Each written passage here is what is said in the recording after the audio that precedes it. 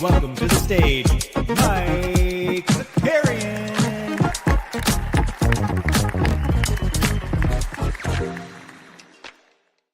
All right, what's going on, everybody? Happy Friday. We made it. I hope everybody's had a nice little week. Good to be back. I feel like I spent a lot of time with you guys here the last 24 hours or so. Appreciate everybody that tuned in. We had opening day baseball, play ball. We still got the glove over here. Different sport, but we still got it. Appreciate everybody that tuned into the Live Before Lock, the first edition of that. We got Jump Shoot in the chat, who won the daily contest yesterday in the limited streets. Just, not messing around, trying to collect W's early, all right? Early. So congrats to Jump Shoot. We also got Contraboss in the chat. Stubbs is here. Yeah, Regulator. We're going to talk about that. Common Man's here. Sneeps is here. We got happy birthdays to Rick Barry, Jerry Sloan, and Big Ol' Adem Bona. Love to see it. But yeah, appreciate everybody that tuned into the baseball stuff. I think we're going to start doing, as I mentioned during that show, we'll try to sprinkle in 2 baseball shows a week, probably on Sundays and Wednesdays. We also had a very fun 89 Cavs yesterday. I'm not sure. Sorry, guys, sitting on a sweatshirt. Not sure how many of you guys tuned into that. That was on this channel. I'm going to be honest. It was a very funny episode. We had a really good time. We made fun of the Stephen A. LeBron stuff. We ranked some of the ugliest jumpers we've ever seen. Shout out to Campaign for that inspiration. But it was a really fun episode, so go check that out, whether in podcast form. I upload that podcast both on the NBA Bit feed, but also on the 89 Cavs feed, or just go watch the YouTube video, Today, we got this show. Welcome. You made it. And then we got Live Before Lock on the Hoopy Hoop side of things, the basketball side of things. That'll be a little bit later today at 5 p.m. And then I think that's it. That's a busy-ass week. We get another Splash Sports contest, so if you're not signed up over there, go check that out. But I think that's it. I think it's time to cook. We're gonna talk some basketball. Last night, I'll be honest. Last night, I was, I didn't watch a ton of hoops last night. I watched Duke. I watched Cooper Flagg put on a 36-6, I think, performance last night. As Duke advanced, I saw Calipari's Hogs fall apart there in a late game overtime action. But I did check out a little bit of the last 2 minutes of the Bulls-Lakers game. And that's where we're going to start. And we're just going to watch the clip because, I don't think I've ever seen – oh, sorry, I forgot to change the assets here. If you're watching, my bad. I don't think I've ever seen anything like this. An ending of a game so chaotic with, like, elite shot making, big momentum swings, pretty insane stuff here. So let's go. This is a 2-minute clip. I don't know if they're going to all of a sudden tell us we're not allowed to monetize this video after showing this, but we'll see. Let's see. Here we go. We got a 2-minute clip that's going to take us through the entirety of this sequence, and I won't talk through it. Let's just watch it. 12 seconds left. Bulls have to hurry. Sorry, I said I wasn't going to talk. I believe they're down 115-110 right here. I believe it's a 115-110 score when Patrick Williams gets this ball in the corner. Quick pass to Williams. Big shot for 3. Good. Nice. 2-point game. 9.8 left. Oh, loose ball. Giddey. The steal. Right for the lead. Yeah! Big time players make big time plays. Kobe, White, Sub-Zero. Who was that guy? Who was this guy right here? How did he get so much FaceTime here? How did he get so much FaceTime? Big time plays. Kobe, White, Sub-Zero. Bang, bang, bang. What a wild sequence. And the Cardiac Bulls have done it again. Ow, Elizabeth. It's the big one. I'm coming, Elizabeth. Stacey King losing his damn mind here on the Bulls broadcast. Oh, Lord. I can't believe this. The Cardiac Bulls. Everybody thought it was over. It's never over.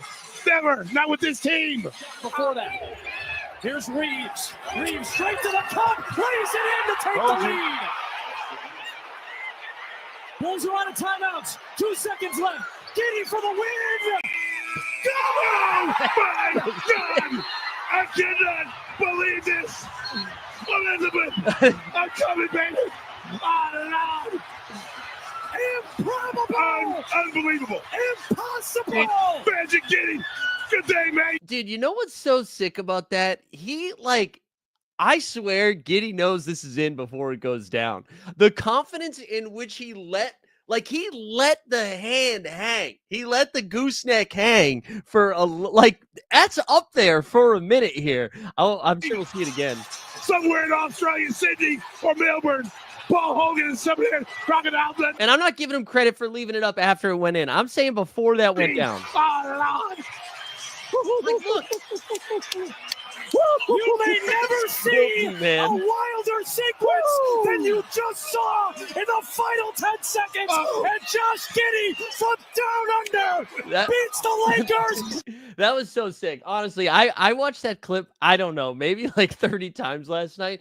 That got me so hyped. I mean, that was just an insane ending. Elite shot making there.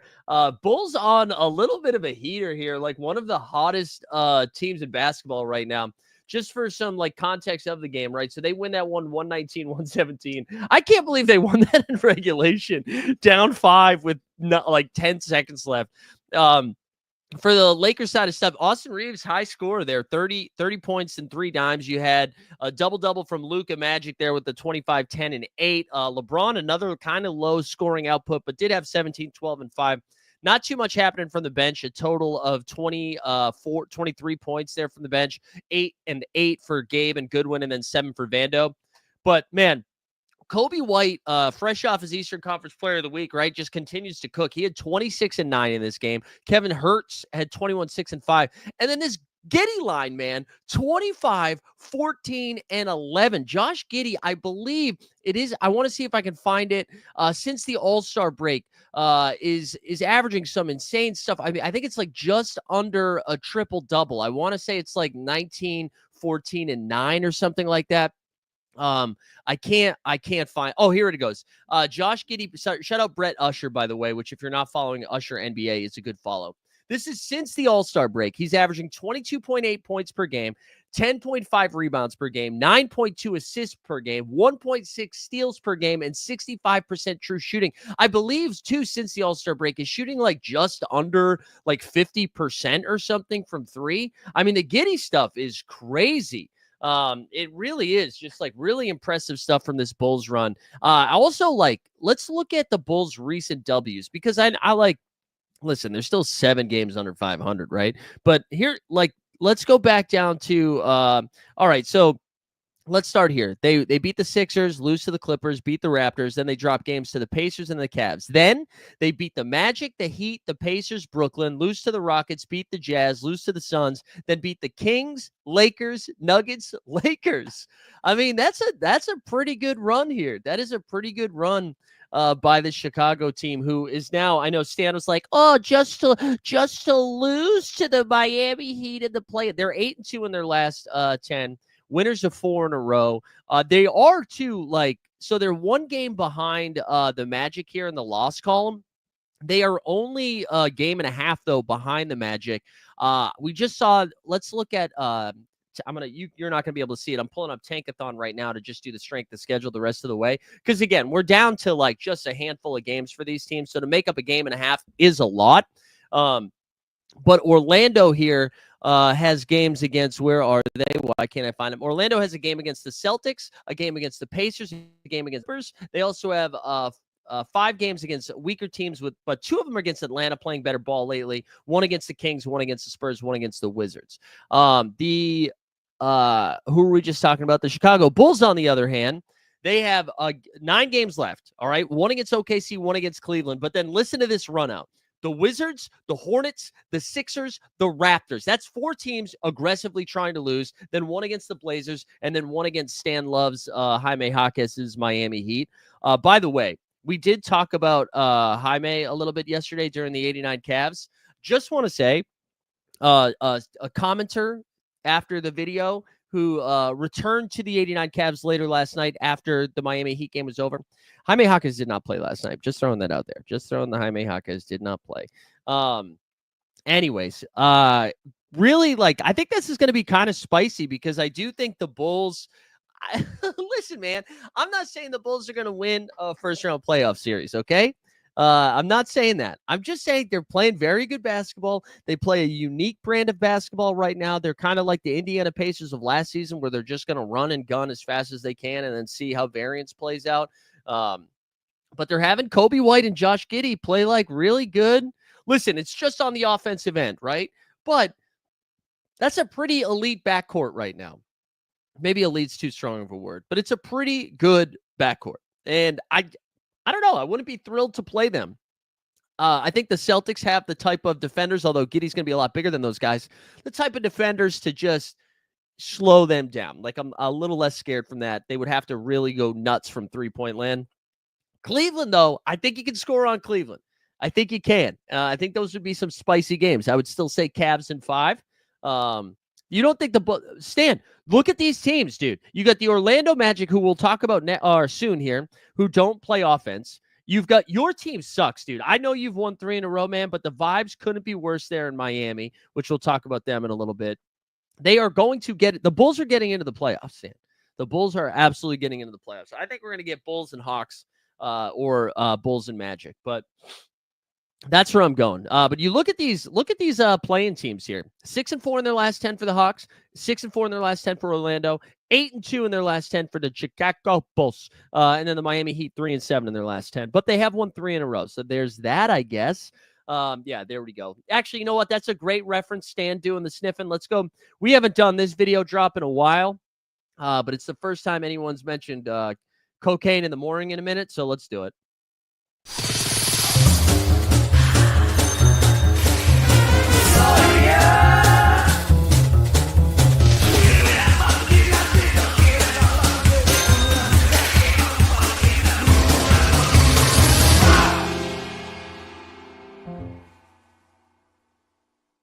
I think of all of those teams in the play-in, the Miami Heat are the team that probably want to play the least, you know? Like, those other teams a little bit hungrier. But, man, Miami, gross.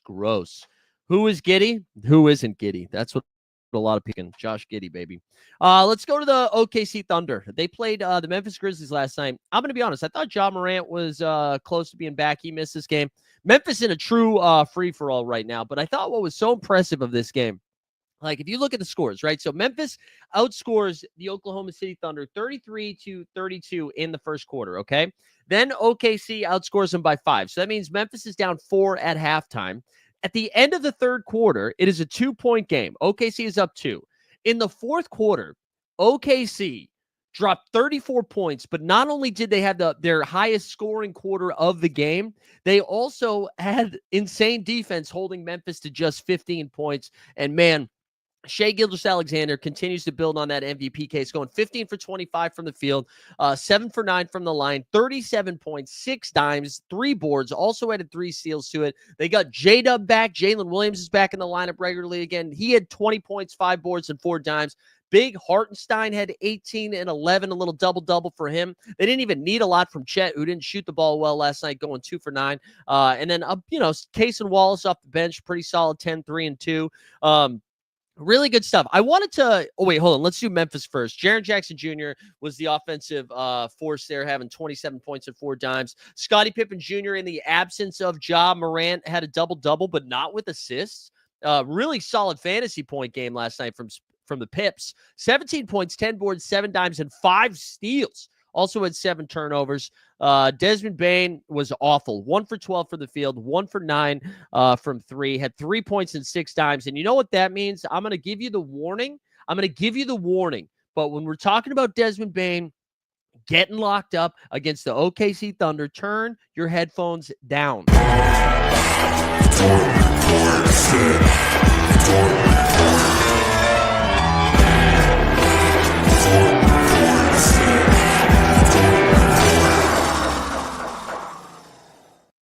The torture chamber. I wanted to, I'm going to say this, and I'm not saying it was a bad deal, okay? I'm just going to hypothetically throw this out there. I think the trade still made sense.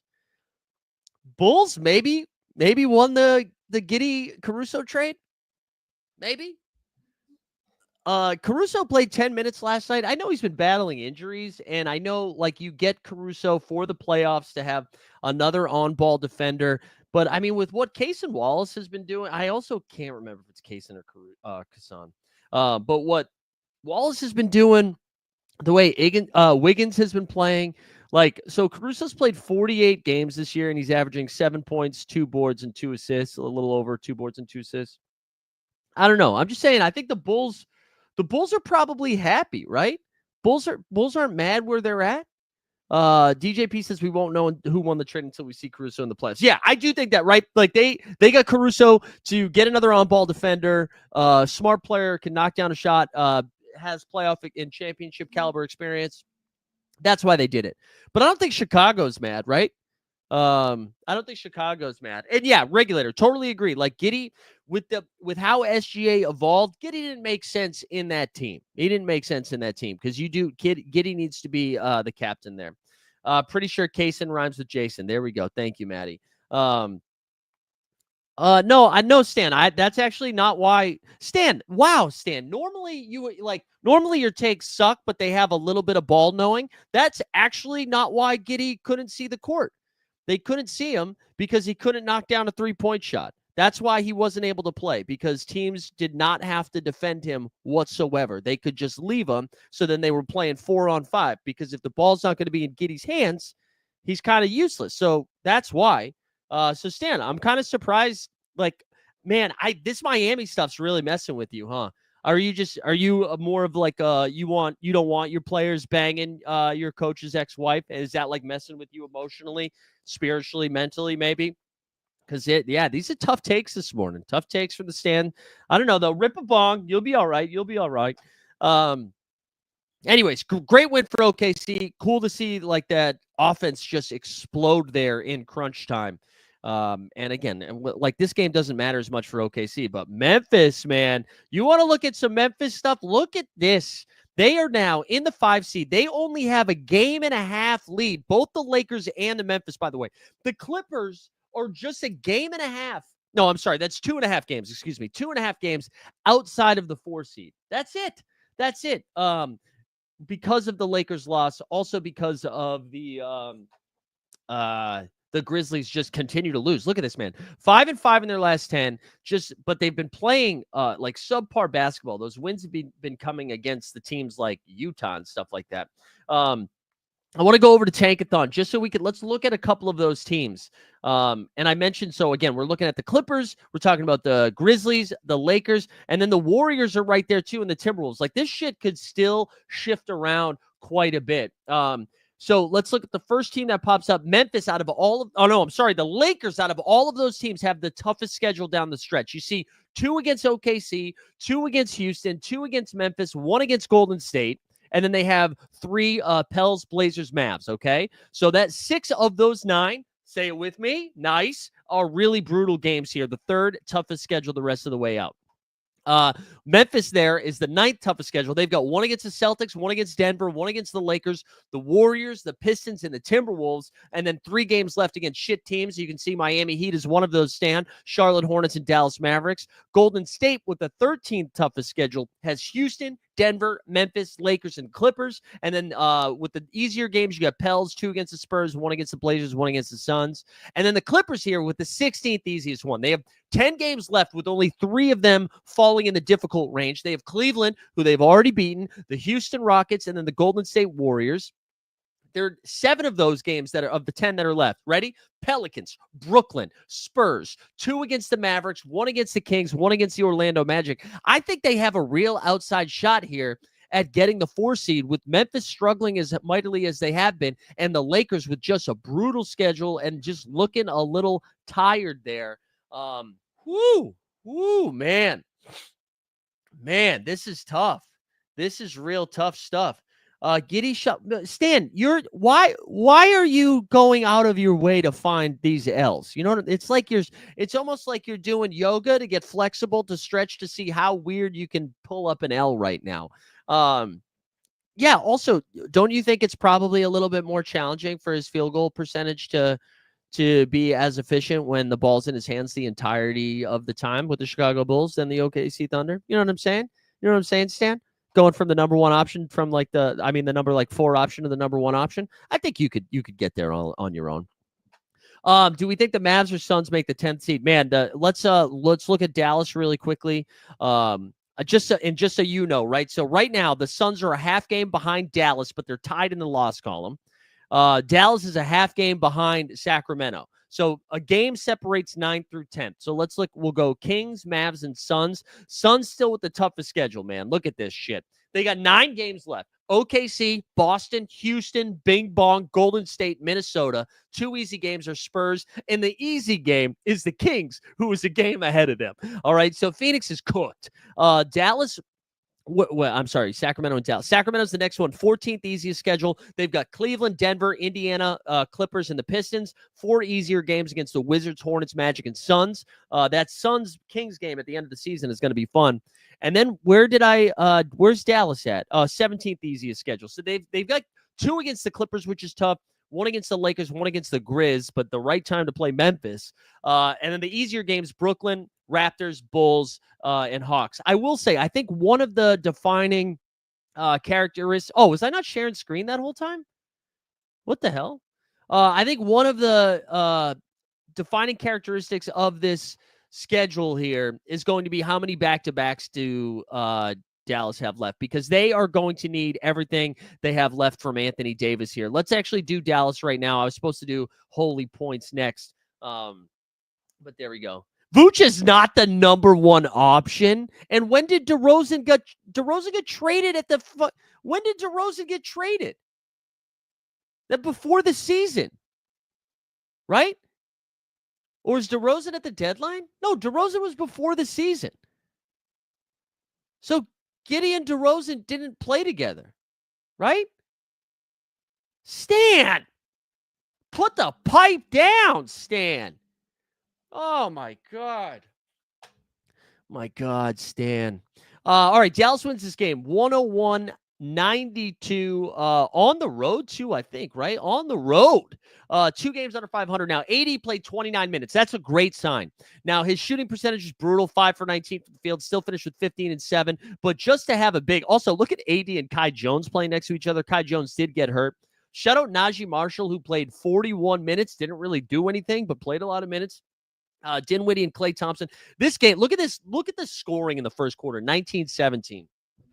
19-17. High score of the game. We were just dunking on him in Live Before Lock. The Hardy Party. Jaden Hardy finally came to life here. In 20 minutes, goes 7 for 12 from the field. 5 for 6 from 3, dropped 22 points on him. Good stuff from the Hardy Party. From Orlando, Paolo continues to put up pretty impressive numbers, 35, 10, and 4. You got 20 and 9 from the Franz, but then that was it. Wendell Carter with 12. KCP with some Tony Snell stuff, 33 minutes, 0 for 4 from the field, 0 for 3 from 3. Corey Joseph played 22 minutes with 6 points. They did get 14 points, 3 boards, and 3 dimes from Anthony Black, who honestly has been giving them pretty good minutes. But, man, the guard play is just killing them. No Cole Anthony, no Jalen Suggs. Good win for Dallas here. Let's go to Holy Points. Because the Indiana stuff was shout out Gnarls. Well, no, we're not shouting out Gnarls Barkley, but it's crazy. I was going to make a crazy joke, but just Google Gnarls Barkley. Look at this, man. 162 points. 45 in the first, 38 in the second, 42 in the third. And the lowest they scored was in the fourth quarter when it was garbage time. The bench players were playing, and they still dropped 37. Halliburton, in only 25 minutes, 7 for 10 from 3, finished the game with 29 and 6. Hallie is looking like last season Hallie before the injury. Miles Turner, Siakam, Nesmith all got to double digits scoring. Here are the other bench players that got to double digit scoring. Obi Toppin with 15. Jarris Walker with 16, 5 and 5. Thomas Bryant with 12 and 7. You got TJ McConnell with 10, 9 and 8. TJ McConnell almost had a triple-double in 17 minutes, and Benedict Mathurin had 10 as well. Wizards suck, man. They watching Cooper Flag last night, and they're like, yes, we want to lose by 50.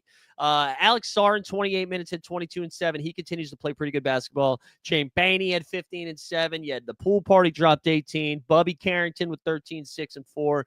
But, man, just holy crap. Pacers, though, back to the standings here. Pacers with Giannis questionable tonight against the Knicks. Starting to run away with it a little bit. Oh, they're having a card pig reveal tonight. Is that on the Hive? Is that on the Hive channel? Playback channel or something. Anyways, here we go. We've got are you going to a Hornets game? Anyways, what do we got? Bing Bong Boys in the 3 seed. I was looking at Indiana. Indiana, basically the 4 seed, man. 8-2 in their last 10. They got a 2-game lead over the Pistons, 2.5-game lead over the Bucks, who are just injury riddled at this point. You're going to see the Pacers play host a home series, maybe against Detroit. I don't think 2.5 games behind the Knicks. I don't really see that happening. If we look at the strength of schedule here, Knicks do have the 7th toughest schedule with 2 against the Cavs, 1 against the Celtics, 1 against the Pistons, 1 against the Bucks. Indiana right behind them though, so it's not like they have a lot of ground to gain there. But anyways, good stuff for the Pacers. Let's keep going around the league last night. Miami, there you go. Big win for Stan and the Miami Heat right there, baby. Big win for the Heat. 122-112. You got who went off for Miami? Tyler Hero. Let's play the drop for Stan. Let's give him some good love. Tyler Hero's continuing to build off the All-Star season. He's been the one bright spot outside of our guy Khalil Ware. Let's give some Hero love. Where's the video? Oh my God. Oh yeah, there it is.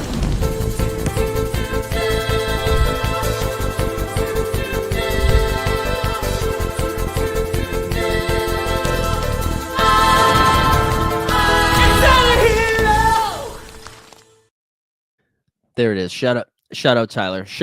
He went nuts, man. 13 for 17 from the field, 4 for 6 from 3. Talk about the efficiency. Wiggs had 16. Bam with 12 and 10. Our guy Khalil Ware grabbed 12 boards. On the A-Town downside, Trae Young, only one that really cooked, 29 and 12. Okongwu, 1 board shy of a double-double, 15 and 9. Okongwu has been nice, though. I mean, he makes so much more sense than freaking Clint Capella over there. But good win for Miami. They were desperate for it. Cavs, man. Cavs let the Spurs hang around in this one. They end up winning 124-116. Shout out our guy Stubbs. We the land. Be a witness. Vassell had 22. Stephon Castle, rookie of the year, man. Book it. 22, 11, and 8, man. Good stuff from Castle. You got some double-digit guys from Big Body, Keldon Johnson, Sohan, and Champagne off the bench. But look at this. Jared Allen.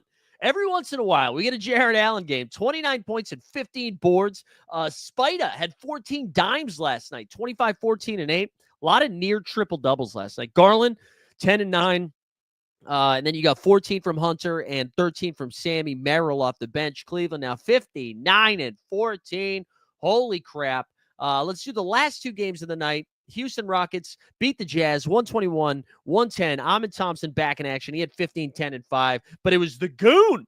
Goon up, baby. 33 and 10. A 30-point double-double from the Gooner. Jalen Green had 21, 8, and 6. Look at this. Eason, Jock Landell, and Jabari Smith Jr. If you were like 6, 8, and higher, you got double-digit points last night. They all cooked. Utah sucks. Sexton at 21 and 5. Filipowski, 16, 7, and 4 stocks. I will say, Filipowski being groomed by the Utah Jazz here to have a pretty big impact moving forward. He does look nice for them. And we snuck in that improvised groom joke right there. Bryce Sensabaugh, 17 and 4, and Keontae George, my son, 17 and 8. Utah, 16 wins on the season. Congrats. And then the last game of the night, light the beam. Kings trying to stay alive. 1 game under 500 now. They win 128-107. Denny, Sharp, and Simons all got over 20 points. Denny with 24 and 9. Simons with 20 and 5. He knocked down 3 triples, and then 22 and 7 from Shaedon Sharp. Dwap Reith, baby, 17 and 5 off the bench. But look at the Kings. We finally got a Levine game. He dropped 29. DDR, DeRozan had 21 and 10. Bone, 22 points, 19 boards, 6 dimes. Keegan Murray gave him 17. Malik Monk played 17 minutes off the bench, and he had 16. So good win. That catches us up on last night's action. Let's look at, I haven't looked at the schedule for tonight. Let's see what we got cooking tonight. We have to go get the haircut. We have to get the haircut today. It's happening right after this. I tried to go yesterday. The place was packed. I wasn't dealing with it. And yesterday was busy, man. We did like 3.5 hours of streaming yesterday. We had a busy day yesterday. Anyways, let's look at tonight's stuff. All right. Friday night. It's Friday night. Cavs at the Pistons. Cavs on a back-to-back. That's kind of spicy. Only $22 to get in the door. What are you doing tonight, Tesla? Clippers at Brooklyn, their second game in New York, but not a back-to-back. Clippers need to win this game. I expect everybody to go. Charlotte and Toronto. Shout out Ben Folds 5. This is the battle of who could care less. The Bing Bong Boys are playing the Milwaukee Cucks. Giannis is questionable, but the Bucks are favored by 1.5 at home. I think that tells me Giannis is playing. If Giannis wasn't playing, Knicks would be favored by 6 or 7.5. Suns in Minnesota. This is a pretty important game for both teams as Minnesota's trying to climb out of the play-in and the Suns are trying to hold on for dear life. Golden State against the Pellies. Not going to watch that. And then Denver against Utah. What other fun matchups do we have this weekend? We got OKC at Indy. Honestly, will be kind of fun. Lakers and Memphis. That's a huge game on Saturday. Dallas and Chicago is an important game that I won't watch. And then Sunday, Clips and Cavs. Woo! That'll be a fun one. And then you've got Atlanta and Milwaukee. No, Detroit at Minnesota on Sunday will be good. And then that Phoenix at Houston is important, but again, I won't watch that. So there we go. That is the action, baby. That is the action. We're almost there. We've almost made it. We've almost made it to the playoffs.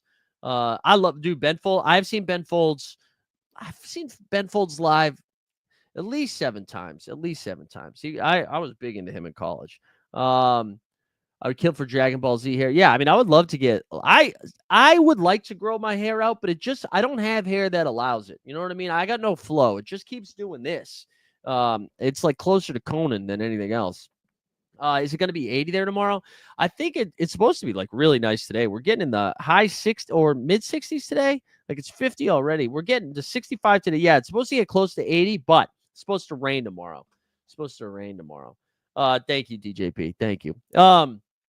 Couple of just like another thing that I wanted to cover before we did before I remind people about Splash Sports. There was an interesting press conference yesterday with Adam Silver and the guy from FIBA, who FIBA hates the Euro League. So they it was really, there's some animosity in some of the language, but the NBA basically said they want to start NBA Europe essentially. And I think their hope is that the Euro League teams move into this sort of league. It's not that I don't want people to get confused though. It's not like the Celtics will play the Manchester City Canucks or whatever, right? Like that would be a terrible name, but it's not like that. It's like a separate league. But it would be in Europe. It honestly sounds like, sorry, my nose is like running. It honestly sounds like it is going to be closer to kind of like what Liv did to the PGA, something like that. It also, I joked like, get ready to learn sports washing. It's like, we'd like to get some Saudi money, but we don't want to say we're getting Saudi money. So maybe if we get the Saudi money over there, nobody will ask us about it. That's kind of my understanding of how it's going to go. But I thought that was interesting. I'm curious to see where that goes from there. The other interesting thing, they kind of talked about expansion a little bit. And I know the Hoop Collective has covered this over the last couple of months, but there were a couple of, we're all led to believe that we're going to get a team in Las Vegas and a team in Seattle will get a team again, right? And like a couple of, they needed to secure the TV rights deal. And then the second thing they wanted to do was the Celtics sale. And now that both of those things are happening, I think it was Tim Bontemps who had asked about, hey, does this mean we're going to get expansion? And now it sounds like they're going to be focusing on NBA Europe before expansion, or maybe they just didn't want to commit to anything. But it does seem like he kind of gave a wink and a nod to Seattle that Seattle will probably get one, so you can relax, don't worry about it. But I don't know. I'm curious if we get it in the next couple of years. I'm ready for it. There's too much talent. There's too much talent in the league. I think it'd be good. What's the point if we can't watch the NBA champs face the Euro? I mean, no, maybe they do something like that. Maybe they do something like that as an exhibition or like a World Cup type shit. Or, I mean, they already do a FIBA World Cup, but you know what I mean? I'm just saying you won't see a regular season game where the Boston Celtics are playing the London Bridges, you know? What if the London Bridges had to have Miles and Mikal on it? You ever think? And Jeff. Hopefully Dapper gets the right. There we go. Ben Folds was able to get an entire over 60 crowd chant fuck with him about 2010. Yeah, he's the best, man. I love Ben Folds. That's Ben Folds, Davidson, is that Winston-Salem? Oh, no, that's just where Wake Forest is, right? But anyways, something I thought it's always interesting when they do big press conferences like that. They seem very happy with the Celtics sale. I will say, and again, other people should speak on it. I'm sure Weisberg has shared some stuff about it too, but it seems like the sale is like almost like the NBA feels like the sale is final, but there's still some other stuff that has to happen. They mentioned that the Wick Grossbeck staying involved is different than what it was like with Mark Cuban staying involved with the Mavericks, but we'll wait and see. But yeah, I think that's it. That was like all the NBA stuff I had. Generational Hater said, oh, it is Winston-Salem. Okay, I got it right. Generational Hater said they will do something similar to in-season tournament with the EuroLeague where NBA teams and Euro teams compete in the same tournament. I do think that's sick as long as the talent is close, right? What I think would be interesting years from now, not right away, but do you think like, will the deals be enticing enough? Will the NBA Europe or NBA FIBA or FIBA NBA, will that ever get enticing enough financially that you see, you're probably not going to see a tier 1 star unless it's a tier 1 SORARE reward where they're giving out like Colin Gillespie. But are you going to see like a real NBA star go over and play in Paris Saint-Germain, PSG, right? Like, would you see that happen? That's what I'd be curious. You know what I'm saying? Or is it more like guys who you could either be a 9th man on a competitive team in the NBA, or you could be like an all-star in Europe? Like, is that the caliber? Because then if you see those teams square off, that's probably not as exciting. You know what I mean? So I don't know.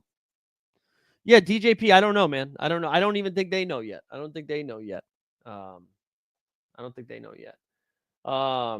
Yeah, that's true too. That is true too. The FA Cup, the cups are the ultimate equalizers. Welcome to Wrexham, you know? I don't know. You guys have anything else you wanted to get into? We have a Splash Sports contest again. I did want to shout out our guys. Well, let's look at my channel first. I wanted to shout out our guys Sneeps and our guy Patty Coyne, who apparently is on vacation, just living lavishly right now. If we go to, let's go to enter recent. Wait, how can I find? Sort by game types? Let's do a Survivor, and let's do started. Wait, why can't I find it? Recently entered. Why can't I see it? Let's on. This is so weird. Oh, final. Sorry, my bad. All right, I wanted to shout them out here. So we've got the March Madness Survivor. We got how many are we down to? Like 14, I think. Jody, Kyle, Lil Hoot, Lake J. We got Ziocho, Mason. There's Sneeps right there. Sneeps win Houston in round 1, Arizona in round 2, Texas Tech in round 3, Maryland in round 4. Last night took Bama. Patty Coyne right there went the Zags, SMC, Texas Tech, Maryland, Bama. A lot of Bama last night, a lot of Texas Tech. So now we're down. We're getting down to the end here, which is exciting. So that's fun. But yeah, we got a contest tonight. Friday night fun. Friday night. I got to do another entrant. Let's see what we got here. Tier 1, you get the Joker, you got Giannis, both game time decisions. Gonna be hard to pick anyone else besides these bros, but I'd probably start with the Joker. Josh Hart, kind of interesting. No campaign, no Deuce McBride. I could see it. Walker Kessler Ranger, Jazzer on a back-to-back. Curious who's a Vail. Mark Williams, probably not going to get there. Zubac, Spite on a back-to-back. Allen on a back-to-back. Book, the Claw. I don't know. I think I'd just go Josh Hart for the upside. I don't know if people are clicking Josh Hart. Tier 3, we got the Kuz, bro. No, we're not doing it. If Giannis is playing, can't go there. I do think you could get to Mikal Bridges. I actually think Mikal Bridges is probably the play just because those minutes are going to be pretty secure, even though Bridges has let us down so many times. Oh, I forgot to change the background. Sorry, guys. Oh, we got Mathology in the chat. Love to see it. Any SORARE stuff? No, I mean, no, I had a bad lineup. I actually been selling a lot of my NBA cards as we get towards the end of the season. Not that I'm not playing NBA anymore. I'm still going to play, but I've been trying to recoup some funds here so I can play a little bit more baseball and just get some money off the platform. Even though, you know what, I actually think, if we're being honest, it was probably a dumb move by me now that I understand the burning mechanics of baseball, because I do think we see that come to the NBA. So I don't think you need to fire sale your stuff, but I am doing that. I won some some daily stuff yesterday, I think, in baseball. But I think, I don't think I won a reward in NBA. All my MVPs have been dying. We got Mathology in the chat. Let's go. If you're the Rockets, would you rather face Clippers, Wolves, or Warriors? I think Wolves. I think Wolves would be my pick, but I don't think any of those are good. All right, here we go. Let's figure it. Filipowski, maybe. Again, Jazz on the back-to-back, usually like the youngins. KJ Simpson's in here. Hold on. I'm going to go to Underdog for a second just to see. I need to see some of these Q tags. Did LaMelo already get ruled out? Is that what happened here? Let's see. So we got a Giannis Q tag. We got a Steph Q tag, a Jamal Q tag. We got a Cam Johnson Q tag. Let's do Hornets here. Okay, LaMelo's already out. All right, Miles Bridges and Mark Williams. It's time. It is time. That's why KJ Simpson's cooking. Pelicans, I do kind of like Jose Alvarado here. Who do we've got for the Pelicans tonight? Pelicans are without Zion, CJ, DeJounte. Yeah, so Alvarado. We're going to go to Alvarado here. And then Kelly Olynyk I'd be fine with that too. He's actually been balling a little bit. Yusuf Nurkic. You could go to Nick Smith. Let's see, who is Kelly Olynyk projects for 27 underdog points. What about Nick Smith? 23. Yeah, maybe we just do Kelly O, at least for this one. And then we got Yves Missy, Asar Thompson, Tijani Shaleen. Ryan Rollins is fun if Giannis gets ruled out. BT Dubs. The Sheed, I just don't trust it. Let's get Asar in there. All right, that we still got more picks. I don't know if that's what we're going to do. Anyways, join the Splash Sports contest. Come hang out with that one. Come hang out with it.